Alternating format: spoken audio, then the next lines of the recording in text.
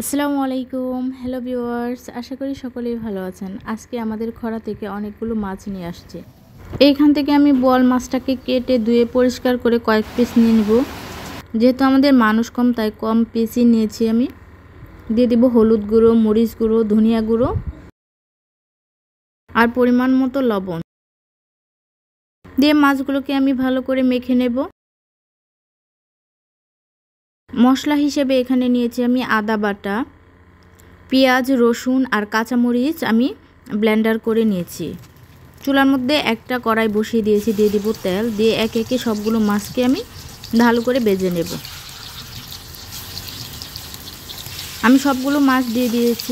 যেহেতু বোয়াল মাছ এই জাতীয় মাছ অনেক নরম থাকে, তাই আস্তে আস্তে ভাজতে হবে। ভাজার সময় উল্টে পাল্টে দেওয়ার সময় আলতো হাতে নেড়ে চেড়ে নিতে হবে, না হলে মাছগুলো ভেঙে যাবে। আমি উল্টে পাল্টে ভেজে নিয়ে, অনেকে না ভেজেও রান্না করে, আমি ভেজেই রান্না করতেছি।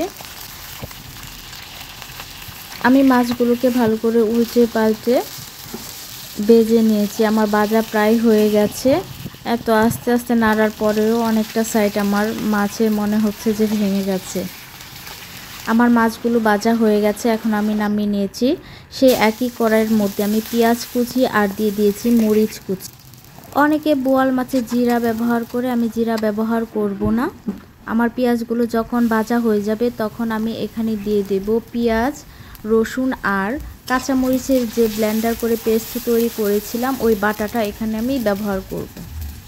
আর দিয়ে দেব আদা বাটা, মশলা দিব আর একটু নেড়ে চেড়ে ভালো করে ভেজে নেব।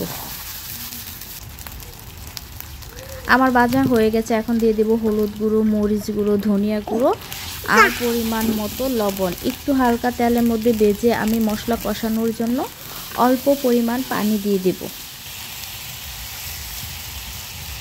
একটু লবণ দিয়ে দেব, দিয়ে মশলাগুলোকে আমি ভালো করে কষিয়ে নেব। যখন তেল উপরে ভেসে আসবে তখন বুঝতে হবে যে মশলা কষানো আমার হয়ে গেছে। আমার মশলা কষানো হয়ে গেছে। ভেজে রাখা মাছগুলো আমি এখন দিয়ে দেব। আবারও আমি মশলা আর মাছগুলোকে আলতো হাতে নেড়ে চেড়ে মিশিয়ে নেব। দিয়ে দেব আমি এখন পর্যাপ্ত পরিমাণ পানি, দিয়ে নেড়ে ছেড়ে সব কিছু একত্রে মিশিয়ে তারপর ঢাকনা দিয়ে ঢেকে দেব।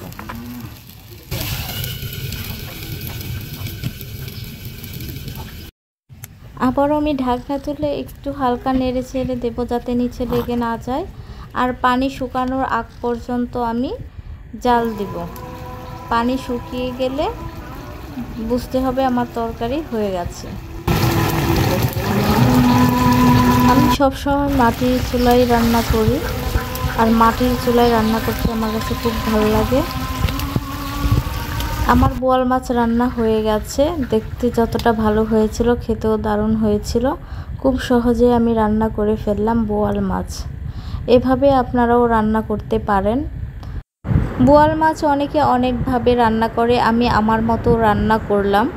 যদি আমার ভিডিওটি আপনাদের কাছে ভালো লেগে থাকে তাহলে অবশ্যই আমার চ্যানেলটা সাবস্ক্রাইব করে দিবেন।